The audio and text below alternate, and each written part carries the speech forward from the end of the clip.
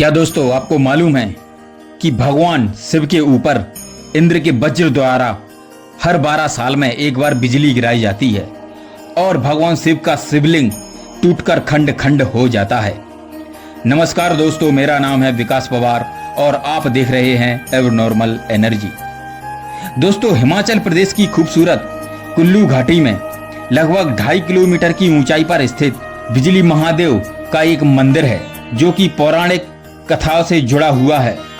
आइए पवित्र सावन माह के मौके पर जानते हैं भगवान शिव से जुड़ी यह कथा।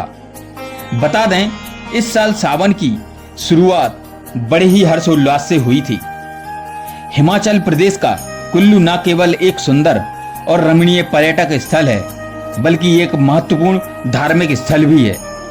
इस खूबसूरत जगह पर एक ऐसा मंदिर है जहां हर 12 साल में बिजली गिरती है, इसलिए भगवान शिव को समर्पित इस मंदिर को बिजली महादेव मंदिर के नाम से जाना जाता है। भगवान शिव का प्रिय महीना यह सावन का महीना माना जाता है। आइए इस मौके पर जानते हैं देवादिदेव शिव के इस मंदिर पर बिजली गिरने से जुड़ी पौराणिक कथा। 2.5 किलोमीटर की ऊंचाई पर स्थित यह मंदिर कुल्लू जिले का यह अनोखा और रहस्यमय मंदिर है। हिमालय की घाटी में एक सुंदर गांव कासवरी में स्थित है जो समुद्र तल से लगभग 2.5 किलोमीटर की ऊंचाई पर है। कहते हैं यहाँ स्थित भोलेनाथ के मंदिर पर हर 12 साल पर बिजली गिरती है। बिजली गिरने के बाद शिवलिंग कई टुकड़ों में बिखर जाता है, जिसे मंदिर के पुजारी एक प्राचीन विधि से एक लेप बनाकर उन टुकड़ों को जोड़कर रखते हैं और महादेव का शिवलिंग अपने आप ही जुड़ जाता है। महादेव की कृपा से यह विशेष लेप इतना असरकारी होता है कि मंदिर के अंदर स्थित शिवलिंग तुरंत ही जुड़ जाता है। शिवलिंग हर 12 साल में रहस्यमय तरीके से आकाशीय तड़ित यानी बिजली के वोल्ट से टकराता है। यह बिजली केवल शिवलिंग से टकराती है, इससे मंदिर या किसी जान माल को कोई हानि नहीं पहुंचती, कोई नुकसान नहीं पहुंचता। जबकि बिजली गिरने की इस घटना की वजह से शिवलिंग के टुकड़े टुकड़े हो जाते हैं। इस रहस्य को अभी तक कोई नहीं समझ पाया। दोस्तों, मान्यता है कि भगवान शिव यहाँ के निवासियों को हर तकलीफ से बचाना चाहते हैं। इस वजह से बिजली सीधे शिवलिंग से टकराती है।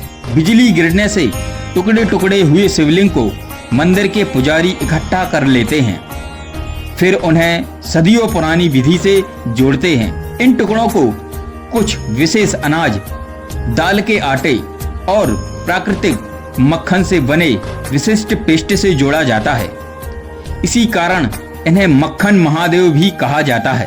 कहते हैं कुछ महीनों बाद शिवलिंग पहले जैसा ज्यों का त्यों लगने लगता है और यह भी एक रहस्यमयी बात है कि शिवलिंग ज्यों का त्यों कैसे जुड़ जाता है। यह मान्यता जानकर हैरत होगी कि पूरी कुल्लू घाटी को एक विशालकाय अजगर का रूप माना जाता है, जिसका वध भगवान शिव ने किया था। पौराणिक कथाओं के अनुसार बहुत पहले यहाँ कुलांत नामक एक दैत्य रहता था। उसने एक अजगर का रूप धारण कर व्यास नदी के प्रवाह को रोककर घाटी को जलमग्न करता रहता था, ताकि यहाँ रहने वाले सभी मनुष्य और जीव जंतु पानी में डूबकर मर जाएं। भगवान शिव कुलांत के इस विचार से बहुत चिंतित हो गए। उन्होंने राक्षस रूपी कुलांत अजगर को अपने विश्वास में फंसा लिया। एक दिन शिवजी ने उसके कान में कहा कि तुम्हारी पूंछ में आग लगी है। इतना सुनने के बाद कुलांत नामक अजगर पीछे मुड़कर देखा, तभी शिव ने उसके सिर पर त्रिशूल से प्रहार कर दिया और उसका वध कर दिया।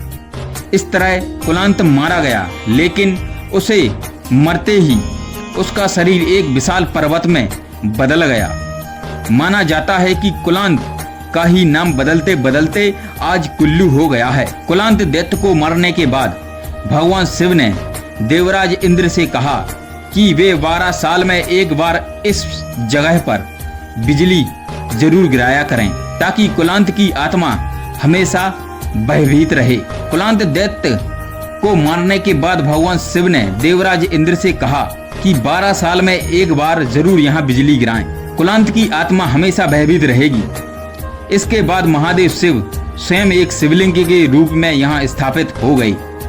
कहते हैं तब से हर 12 साल में, हर 12 वर्ष में इंद्र अपने वज्र से आकाशीय बिजली गिराते हैं, जिससे शिवलिंग खंडित खंडित हो जाता है। और इसी कारण वहां पूरे गांव की सुरक्षा होती है कि जो आपदा उस गांव पर आनी होती है वह भगवान शिव अपने ऊपर ले लेते हैं और अपने ही शरीर को, अपने ही शिवलिंग को खंड खंड कर देते हैं। बोलो ओम नमः शिवाय।